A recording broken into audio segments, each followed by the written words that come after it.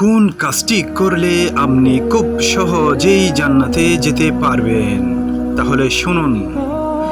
এক বেদুইন লোক নবী সাল্লাল্লাহু আলাইহি ওয়াসাল্লামের কাছে এসে বলল, হে আল্লাহ রসুল, আমাকে এমন একটি কাজের সন্ধান দিন যা করলে আমি সহজেই জান্নাতে পৌঁছতে পারি। তিনি নবী সাল্লাল্লাহু আলাইহি ওয়াসাল্লাম বললেন, আল্লাহর ইবাদত করতে থাকবে, তার সাথে অন্য কাউকে শরিক করবে না, ফরজ সালাত কায়েম করবে, ফরজ যাকাত আদায় করবে এবং রমজানের সিয়াম পালন করবে। এই কথা শুনে লোকটি বলল, আল্লাহর কসম, যার হাতে আমার জীবন রয়েছে, আমি এর থেকেও বেশি করব না, কমও করব না। সেই লোক যখন চলে গেল তখন নবী সাল্লাল্লাহু আলাইহি ওয়াসাল্লাম বললেন, কেউ যদি জান্নাতি কোনো লোককে দেখে আনন্দিত হতে চায়, সে যেন এই লোককে দেখে।